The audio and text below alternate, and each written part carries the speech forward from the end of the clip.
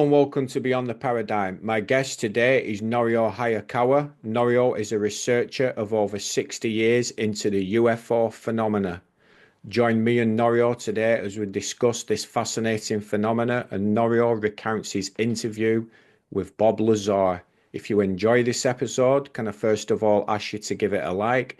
And secondly, if you enjoy content like this, please subscribe to the channel. Well, all the way from New Mexico via Japan, Norio, welcome to Beyond the Paradigm. Thank you so much, Paul, for inviting me to your program. No, it's a real pleasure to have you on.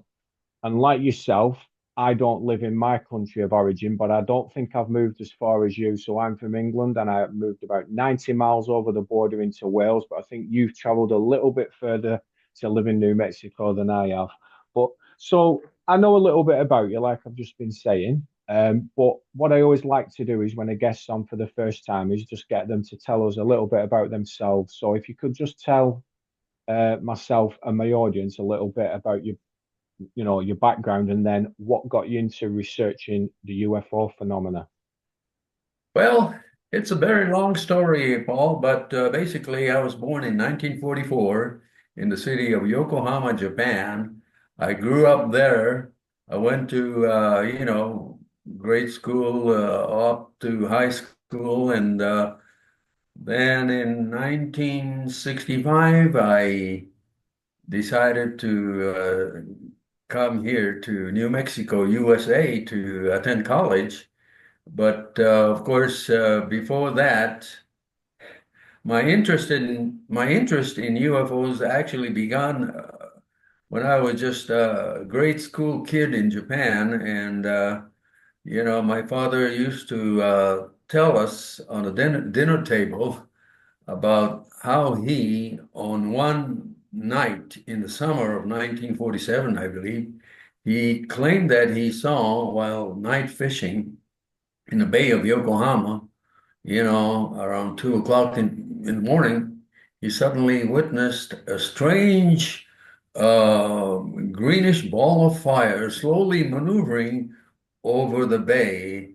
And he was astounded because, he used to do night fishing for many, many years, and he knew all the astronomical events, meteorites and so on, I mean, meteors and so on. But anyway, never had he seen anything like that on one summer evening of 1947. And so that's how I became interested, because he used to tell me about that when I was growing up, at the dinner table. And my mother was kind of skeptical, but my sister, I don't know, but we were just a family of four. But anyway, in 1961, I became interested seriously in studying the UFO phenomena when I was in high school because of this, experience. So I started investigating the so-called UFO phenomena since 1961. And in 1965, I came to New Mexico, coincidentally, to study in university here in Albuquerque, New Mexico. And one of the reasons was because when I was in Japan in 1964, I was attending a university in Tokyo, and one day, April 24th, 1964, I was in the student lounge of that university in Tokyo, Japan. I was looking at a newspaper article, and I was so astounded to see a fascinating news report coming from New Mexico, USA on April 24th, 1964. And the article said, patrol officers seize saucers sitting on sand. And this AP wire news originated from a small town called Socorro, New Mexico, which I never heard of. In fact, I had no interest in New Mexico, but that's how I came to this amazing state of New Mexico, coincidentally or not, even though I don't believe it's a coincidence. But I came to study here in Albuquerque, New Mexico, in 1965. And so after coming here, I continued my study of this strange phenomena. And, in the late 1970s, I began to change my position on my outlook on this whole phenomenon. Instead of believing in the nuts and bolts physical extraterrestrial hypothesis of the origin of this phenomenon, I began to consider that there could be other aspects to this phenomenon, and so I delved into books by Jacques Vallée and John A. Keel, who began to present a completely different perspective on this phenomenon, namely that this is not a physical extraterrestrial, terrestrially originating phenomenon, but it's most likely uh, an interdimensional type of an apparition or phenomena caused by some intelligent entities in this humongous universe that we're living in. And so I kept studying, and I became a Christian, by the way, while I was attending this university in Albuquerque, and I began to, consider biblical interpretation of this phenomena. And so I stand today, right now, with that belief that this phenomenon is somehow related to, a biblical explanation. And I stand here today with that position. Well, I'm totally with you, brother, on that. When I first started researching UFOs, it was before I became a Christian, and like you, my perspective changed. And I mean, I'm not been researching as long as you. I believe you've been researching, is it over 60 years? I'm about 24 years in now. But yeah, like you, I've changed my perspective. Um, one one area which I want to talk to you about, and area is the right word, is Area 51, because that's like, you know, even over here in the UK and probably a lot of different countries around the world, for people who research UFOs, we know about Area 51. What's your take on Area 51 and what's actually going on there? Because obviously there's a lot of rumors and speculation, but I know you've investigated it for a lot of years. And what's your view on Area 51? Well, uh, I can say that Area 51 is one of the most important research, development, and testing complex in America for America's national defense. And it's one of the most important facilities or a complex of facilities, just as important as Edwards Air Force Base, just as important as Wright-Patterson Air Force Base, just as important as Kirtland Air Force Base right here in Albuquerque, New Mexico. So Area 51 is definitely an R&D research and testing facility that tests all types of aviation, uh, technology, and including spy planes, and of course, in the past 20 years, they have been concentrating on unmanned aerial vehicles or drones. But my take on this is that Area 51 has actually nothing to do with any alien technology. It's just a good old American technology. But yet, the public's conception of Area 51 has been, uh, just totally wrong in the sense that Area 51 has become what you call it, some kind of unrealistic perception of alien technology. And so I've been there many, many times, right to the perimeter lines, and I have seen a lot of things, but at first I thought that there was something alien about it. When I first saw the strange lights maneuvering over the Groom Mountains in the early 1990s, I was, you know, I thought, well, maybe this might be an alien technology, but over the years, I came to the conclusion that it's American technology. And my take on this whole thing about Area 51 is that it's part of a conditioning process for the public to be sensitized to the what you call it, belief in alien presence.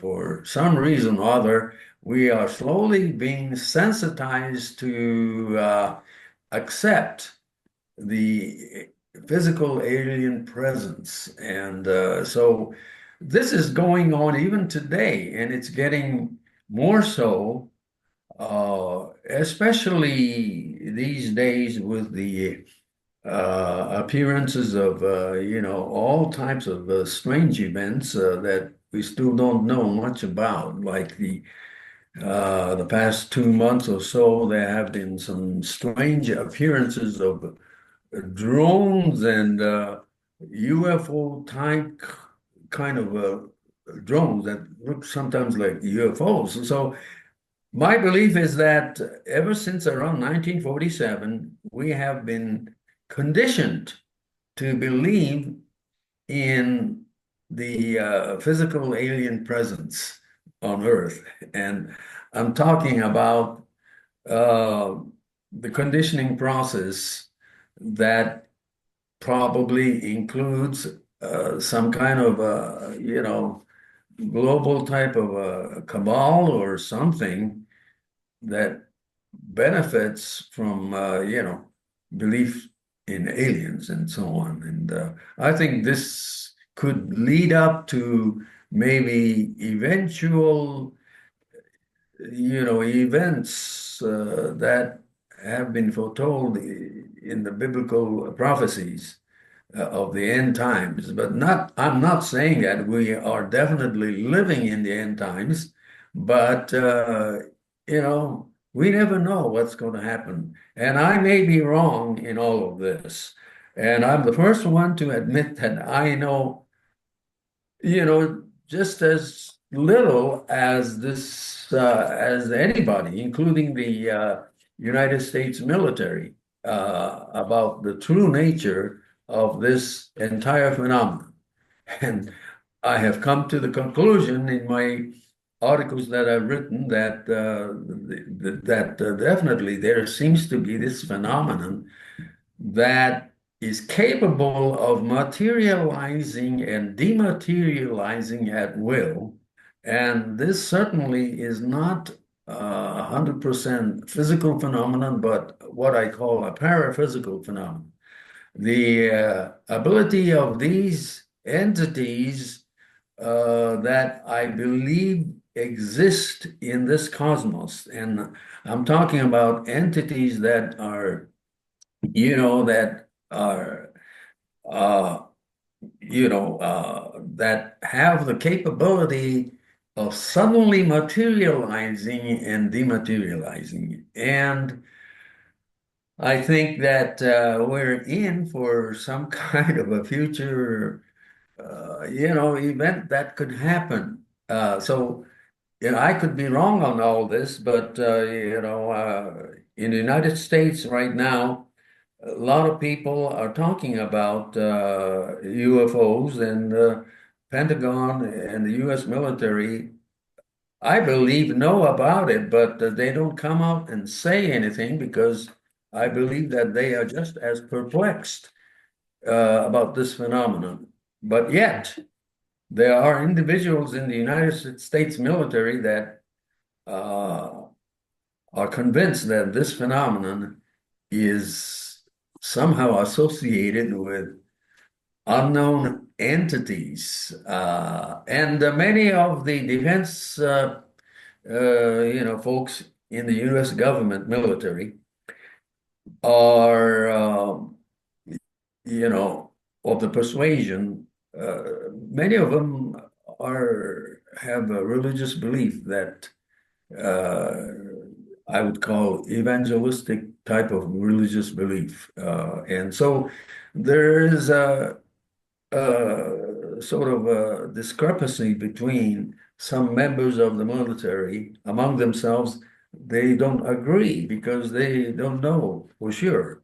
And so this is where I am at. The United States Congress has had several congressional hearings, and this has been going on every year for the past at least 3 or 4 years. The latest one, the public congressional hearing took place just a few months ago in Washington, D.C., and yet they haven't come up with a complete answer. So, but the interest is here. Yeah, I've listened to the UAP hearings, and I was going to ask you about what you thought of them because, like, when I listened to them, I mean, the first one, obviously, David Grush was one of the main sort of witnesses who, I mean, although he hasn't laid eyes on these things himself, he said he's spoken to enough people that have seen these physical craft, and that he said that obviously they've recovered the pilots of these craft. And then you've got Luis Elizondo as well. But I'm always skeptical with these things because is it a psyop? Are they playing us? Do you know what I mean? I mean, what's your take on these hearings? Yes, these hearings are okay, but there hasn't been any physical, tangible object, not a single artifact claimed by these folks, such as you mentioned, David Grush or Elizondo, other folks. They talk about these things, but yet we haven't seen any tangible physical evidence. And as long as we don't have physical, tangible evidence, this is all just talk.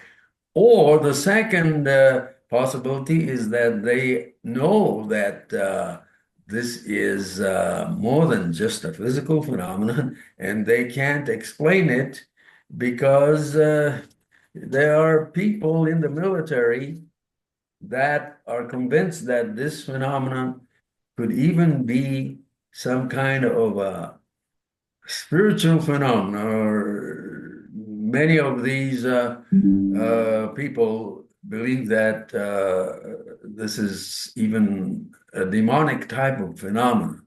But we never know. But I tend to believe that yes, this kind of phenomena is associated with demonic phenomena, even though not all of the so-called unknown entities have malevolent intentions. There are, I believe, many entities that are benevolent. In fact, the majority of the entities in the cosmos are benevolent. But I believe, from my religious studies, I believe that at least 1/3 of all cosmic entities are of malevolent kind. In other words, they are the fallen groups that sided eons ago with the first conspirator, which I believe was Lucifer.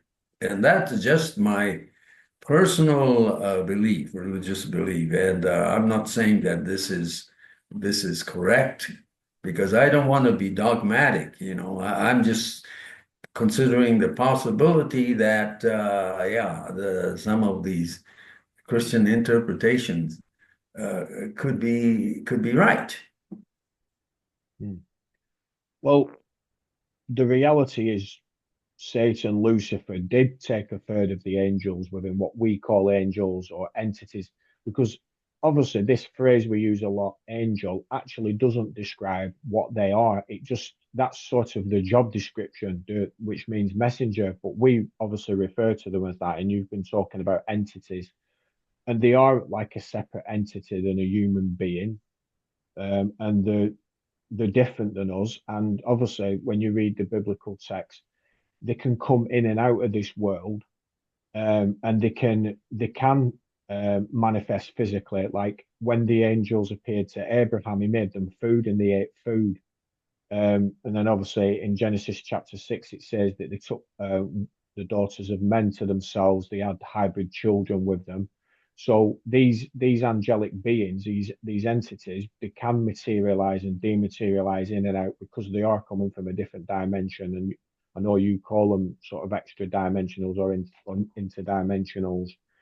But I mean, I've like on this show, we don't just talk about UFOs, but I've talked about them a lot, and I've had different UFO researchers on, and some of them have variations on what they believe. I've had like Tim Alberino on here and Alain Marzulli, and they sort of believe that these craft are nuts and bolts craft, and that this is how these fallen angels, or even the non-fallen angels, convey themselves around. I mean, I know you've said that you don't believe in these physical craft, but what do you think people like? So when people are seeing they're seeing craft, and they're saying they're seeing these discs and things like that. And I know some people have seen like balls of flames, and I've spoken to someone years ago who said they saw a ball of flames. I've seen something similar to that. But what do you think people are actually seeing? What do you think's going on there when the because I mean, they can't all be hallucinations, but what do you think's going on? Are we being manipulated?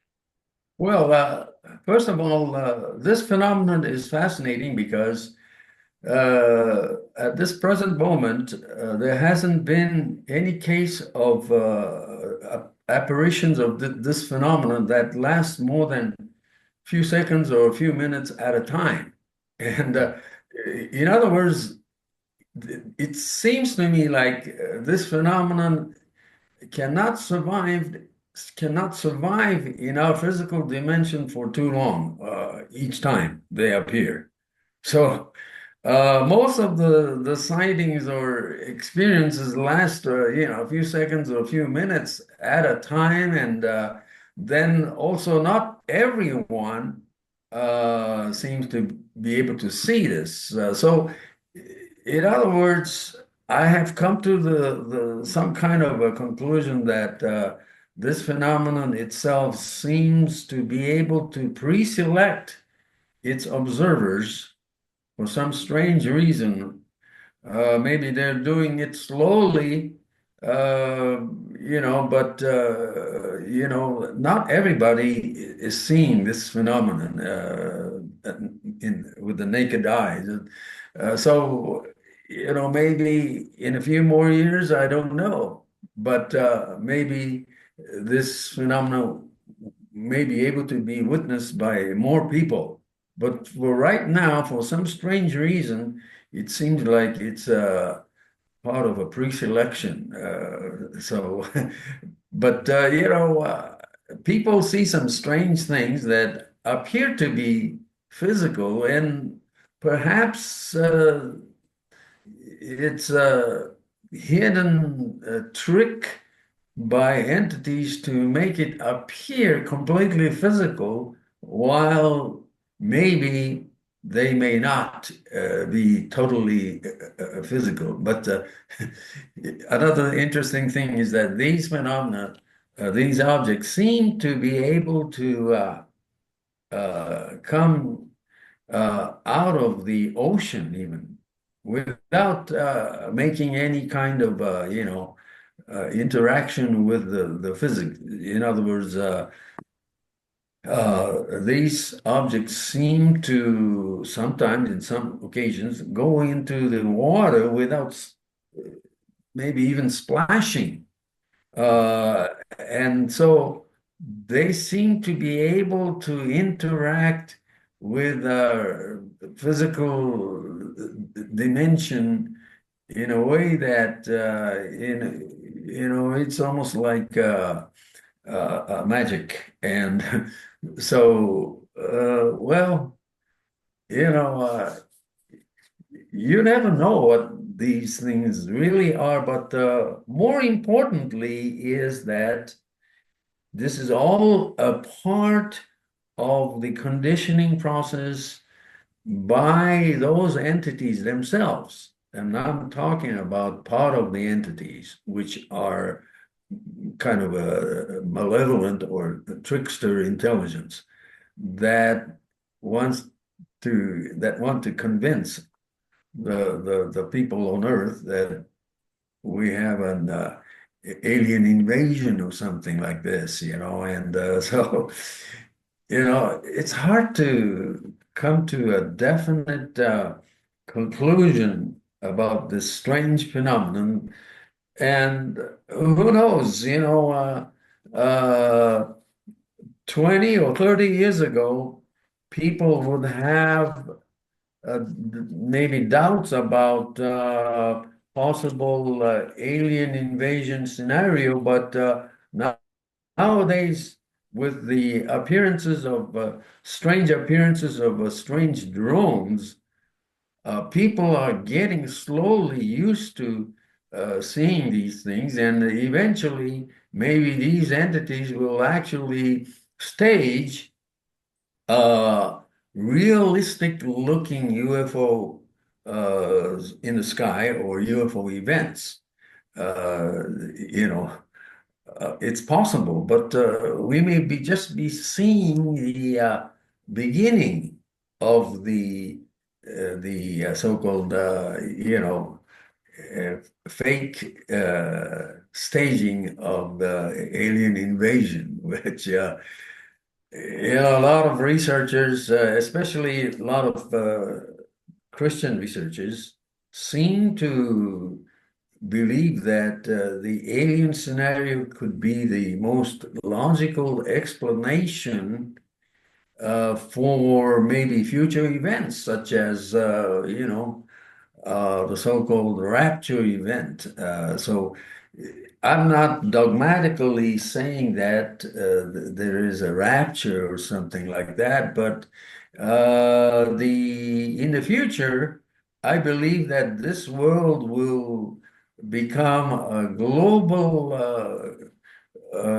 world. It is, in fact, right now, but I'm talking about politically, socially, psychologically. We're rapidly approaching some kind of a one world global governance situation. And the easiest way to accomplish this is to create false events. And the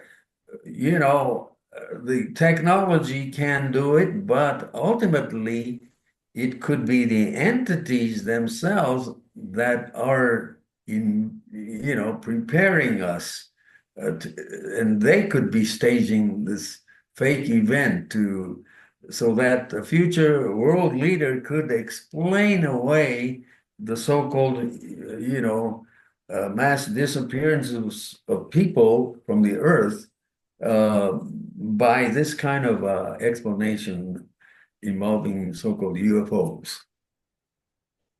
Yeah, it is a common sort of theme amongst Christian researchers, in particular, ones who believe in a pre-tribulation rapture, of which I'm not one of them. I don't think it's in the scriptures.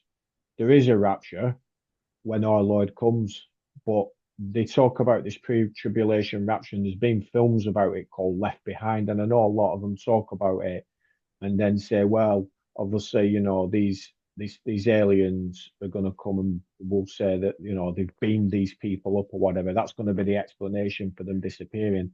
But they have been conditioning us over numerous years. I mean, I like science fiction films. I like X-Files, Star Wars, but the first ever film that my mum took me to watch at the cinema was E.T. in 1983. I enjoy them, but you can see how they are being used as a conditioning process, um, because it will take time, and I could sort of see how that would be the unifi uni unifying factor to unite humanity. Because when you look at places like the Middle East, I mean, you think to yourselves, who's going to be able to stop the fighting between, Israel and Palestine and, Ukraine, Russia? And you think, well, it's going to take some kind of enemy from outside, and what bigger enemy than an otherworldly enemy? Now, one person I want to get your views on is Bob Lazar. What's your thoughts on Bob Lazar? Because it's quite controversial. There's a lot of people think he's genuine, and other people think he's, well, basically telling lies. What's your take on him? Well, actually, I met Bob Lazar in 1990, and we all went to his house in Las Vegas with a Japanese TV crew to interview him, and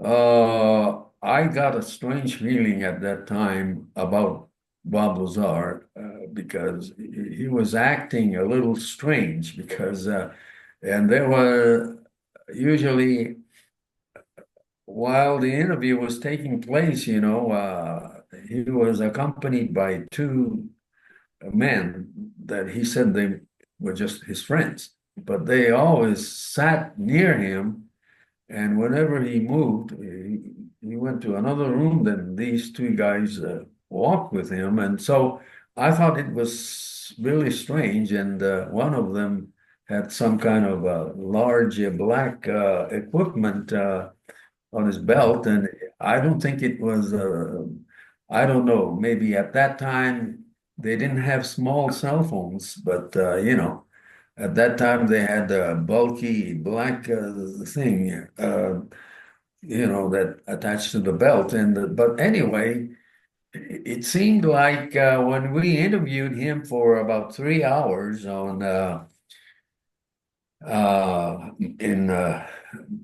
February of 1990 at his house, uh, I got the feeling that he was a little strange. It seemed like his house was not fully lived in. In other words, there was the furnitures were just bare minimum, and his computer room was kind of a bare minimum. He had you know, a large computer and a few books on science, but it seemed like it was staged. But uh, and then later on, a few years later, we invited him to a public meeting in Rachel, the town of Rachel, near Area 51, for a public meeting and in a tent.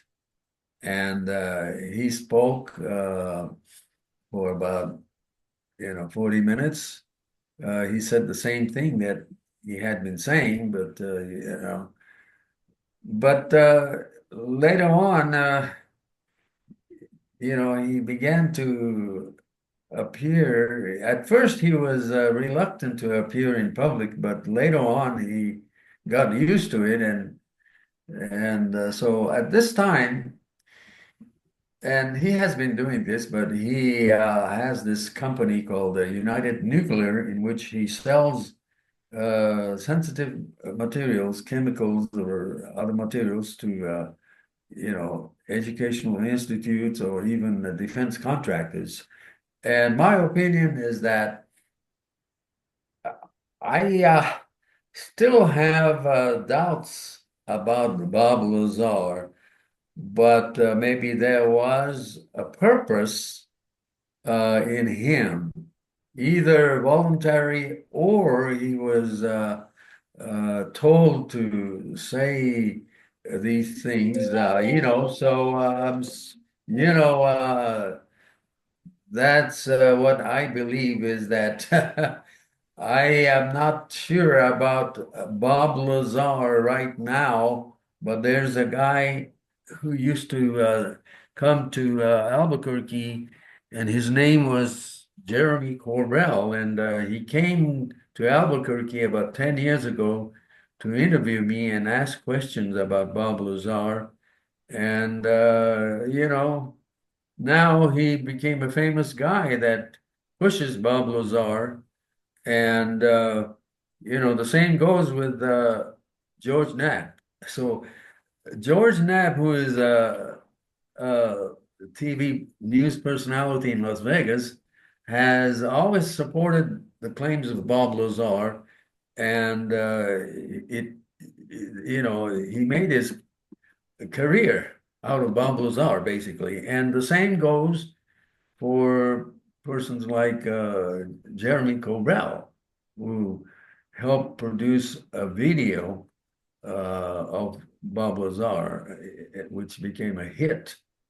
And these two people, Jeremy Corbell and George Knapp, are the two people who basically support Bob Lazar. And these two people attended the public congressional hearing in the front seat of that hearing. And so I am very, very skeptical of these personalities that promote Bob Lazar. Because obviously Bob Lazar, his credentials, people have said they don't hold up. Like when they've investigated him. I mean, he was apparently a private contractor when it's been looked into it, working at S4 on some kind of anti-gravity propulsion technology, and he's obviously been on Joe Rogan, which is probably the biggest podcast in the world. Millions of people watch that, and one of the things he said on there was that there was a craft found by archaeologists because it was ancient technology. It's not advanced new technology.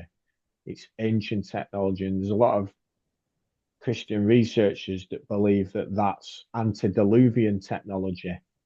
Um, but I mean, like you, I'm a bit skeptical. And you've mentioned Jeremy Corbell and these other people, and there's Luis Elizondo, George Knapp. And when you see these people either part of the hearing or they're sat at the front, like you said, alarm bells start ringing for me because if they're not if they're not spooks themselves, they're being controlled. That's my personal belief. I think they're being told what to say and they're given access because they're part of this deception, in my opinion. What do you think? Well, I agree with you, you know, that as long as we don't find any physical evidence, such as articraft of any kind that supports that we had been, that we have alien craft or things like that. As long as we don't have any evidence that this is just talk or part of an intentional effort by somebody or some group to make us believe in the alien presence for a future scenario. And, like I said, I don't want to be dogmatic about anything. And you mentioned about, that pre-tribulation rapture or things like that, because even I myself, I'm not certain about these things. It's because we all know in parts only. Uh, so Bible says that we all know in parts, and I believe that, nobody has the whole truth because the truth is so deep and we cannot handle everything and all, everybody just only knows only a small fraction of maybe the truth. And so that's my stance right now. But it's a fascinating topic, no question about it, and but I'll tell you one thing interesting is that I was part of this program called the about the Black Projects. There was a video produced in 1993, I believe, about the Black Projects program. And one of the researchers, Jim Goodall, I believe, he is an aviation expert. And in that video that was produced in 1993, he mentioned that uh, some government informant told him that we will not know anything about all of this till the year 2025. And he clearly stated that in the video that was produced in 1993. And, it seemed like this is quite interesting because we we don't know what's going to happen. Nobody knows the future, but it's interesting to bring up this next year because what if it is true? The reason I'm saying this is because back in the 1990s, the Air Force had this future plan called the Air Force 2025. And, maybe it's a coincidence, but some researchers believe that something will happen in 2025 concerning UFOs. But every year people speculate that something will happen next year, but it never happens. But we should always keep in mind that this is interesting stuff. We don't know until it happens. Mm. Yeah, you're dead right when you've been saying like we basically know next to nothing. Like we only know a minute portion of what's going on. And the problem is with people is they like to think they know more than they do. They're dogmatic on things that they shouldn't be being dogmatic about, and they think they're very clever when they're not. And these entities, these fallen ones, they're much smarter than we are. They've been around for thousands of years, and they can manipulate us easily. And people who are looking into this phenomenon need to sort of take a step back and accept that we can't say this is what's going to happen and this is what these are because we can't. It's such a fascinating topic. I mean, one of the things that brought me into investigating UFOs was the crop circle phenomena and cattle mutilations. I mean, what's your thoughts regarding them two phenomena? Because the cattle mutilation is very disturbing.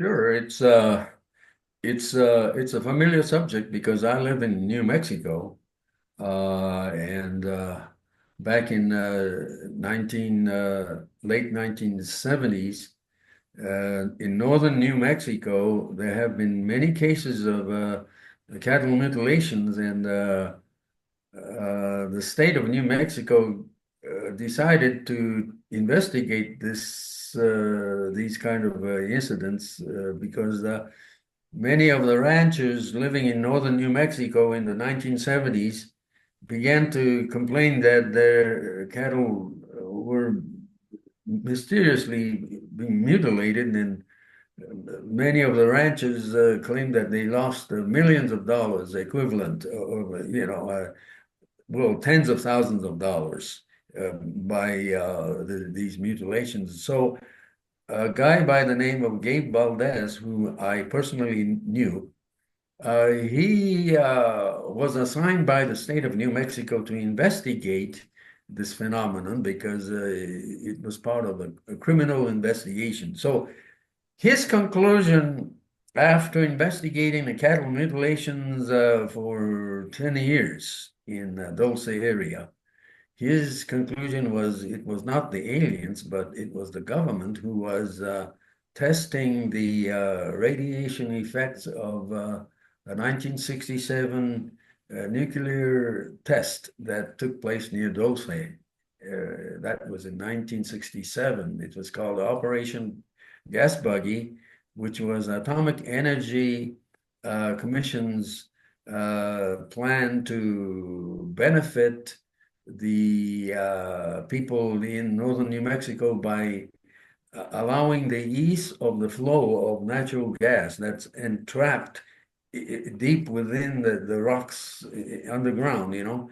And so the Atomic Energy Commission decided to do an experiment, and they did nuclear explosion about a mile underground outside of Dulce, New Mexico in 1967. And you know, and so right now, people in northern New Mexico, especially the near the Indian reservations, they benefit from the natural gas. And so that was a good thing. But there had been some leaks of radiation into the air. And within 10 years of that experiment, you know, some animals like cows began to manifest some kind of disease. And so Dave Valdez, the state patrol officer in charge of this Dulce area, he concluded that it was the government actually staged alien scenarios to make people believe that the cattle mutilations were done by the aliens.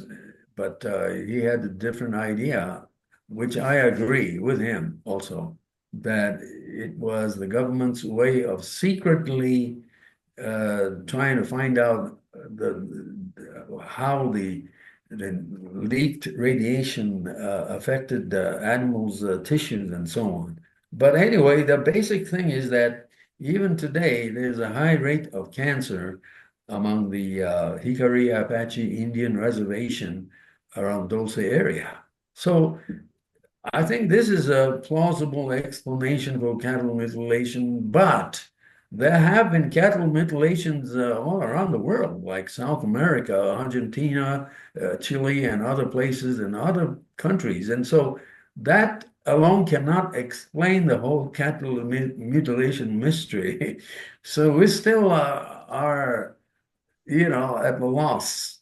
So, in other words, there are so many things that are still unsolved in this world, and that's why I keep myself involved in the study of mysteries of the world, because anybody that says that there's no mystery in the world, they don't know what they're talking about, because there are so many things in this world today that we don't understand.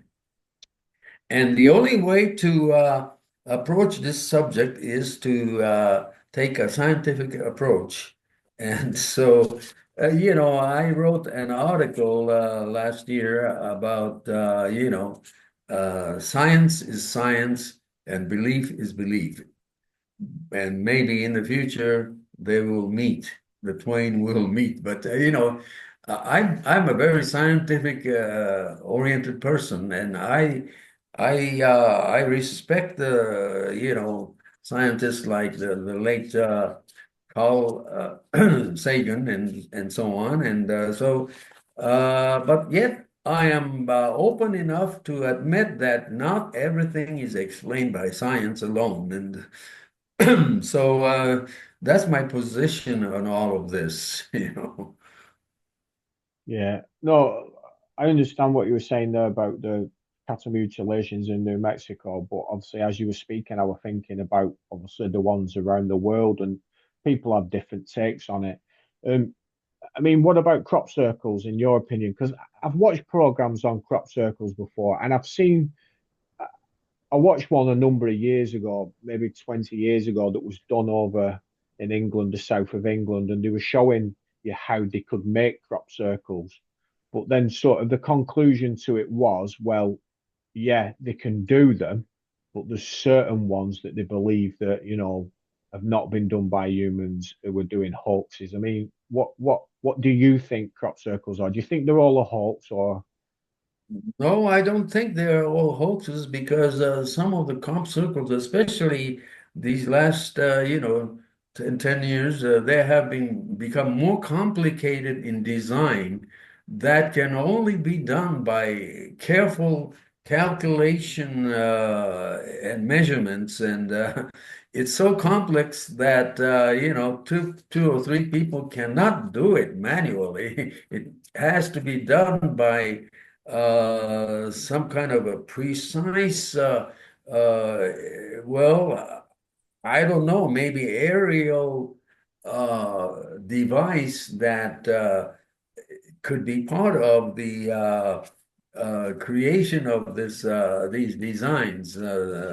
So I'm open to everything, but like I said.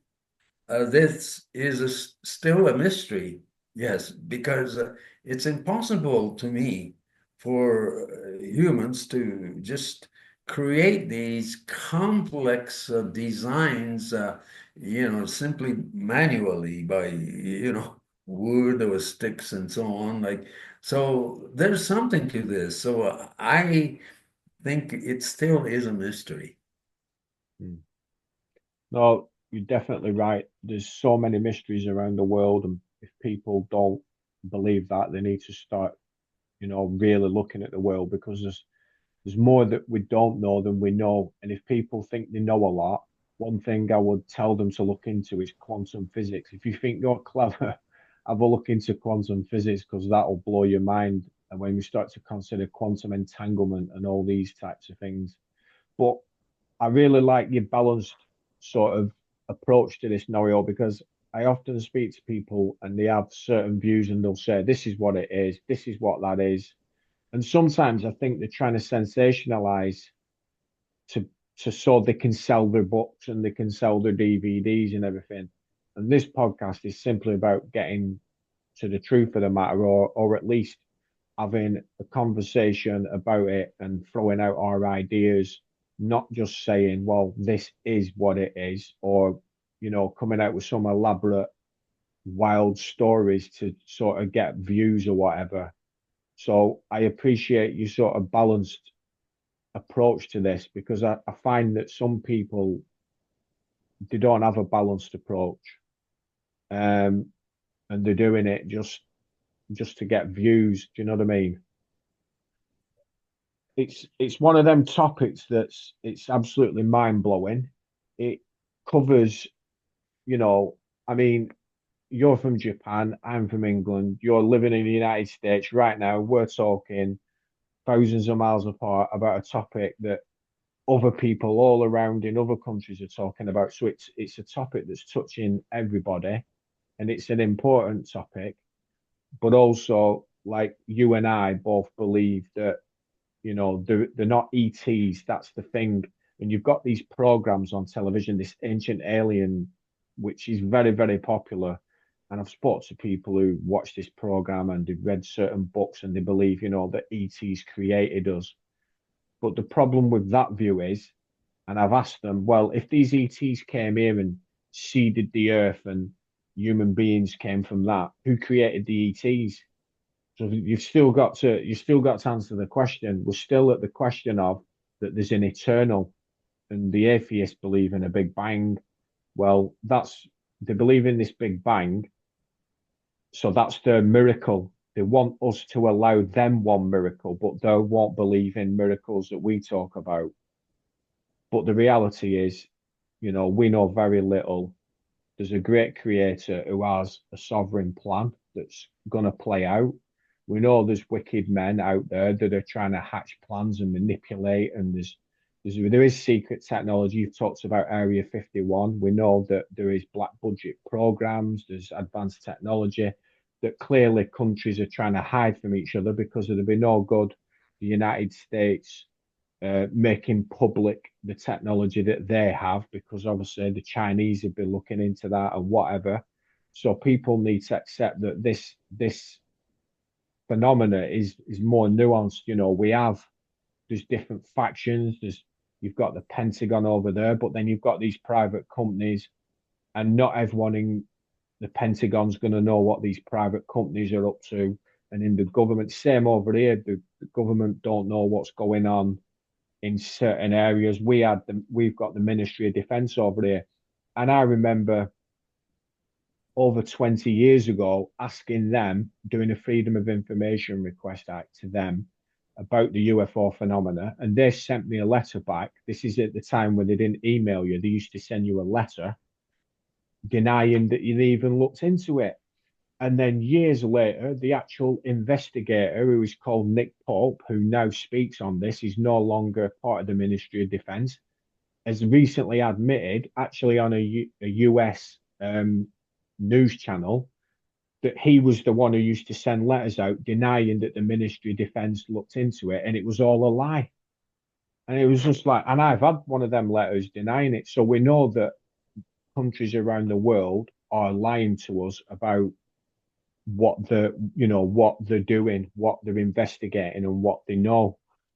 But Norio, it's been wonderful talking to you.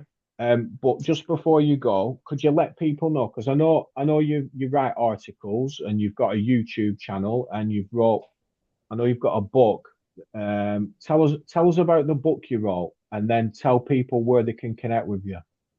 Well, actually, I didn't write any major book. I just wrote a book-like manuscript back in 1993 called the UFOs, the Grand Deception and the Coming New World Order. It was it's a lot of people read it. It's not available right now. My main thing is that we're living in this age of internet, and I try to bring subject matter that is realistic. And so I began to write, instead of writing a book, I just write articles that, are people don't have time to read a large book on anything. So I decided the best thing is to write a precise article. It doesn't have to be long. And so this is why I started writing articles and opinions on this internet, and my website is called noriohayakawa.wordpress.com. noriohayakawa.wordpress.com, and you can see many of my writings and my opinions. And then I have this YouTube thing. All you have to do is just search the YouTube and just type my name, Norio Hayakawa, and you can find a lot of my short videos. And I am a person that believes that humans, attention span is very little. So all my videos are about 2 or 3 minutes long, and that's sufficient because I just tell like it is. And so I encourage people to just search my name, Norio Hayakawa, on Google, and you definitely will see some of my articles and some of my videos there. And so, but anyway, Paul, it's my great pleasure to be on your show, and you have a very good perspective, a balanced perspective on everything, without coming to any conclusion, just like myself. And so, what a great pleasure it was to be on your important program. No, it's been a real pleasure to have you, Norio, and I'd love to have you back sometime. It's been fascinating. You've done a lot. You've been doing this for a long, long time, and you deserve respect for the actual time that you've put in. So I thank you for the time. God bless you for the time you've put in helping people further sort of understand this, or at least help us understand it a little bit better. And thank you for the balanced view that you've taken. If you just stay on for 1 minute before I close this out. So, guys, we've been talking again about UFOs. We do talk about it quite a lot on here, and people have different views on it. But as you can see, Norio has a really balanced view, not dogmatic. And I would suggest that people don't take a dogmatic view and just investigate, look at the information that's out there, analyze it, do your own research. I always say that to people. So thank you, Norio. Guys, I'm going to be back next week with a new guest. I'm Paul, and this is Beyond the Paradigm.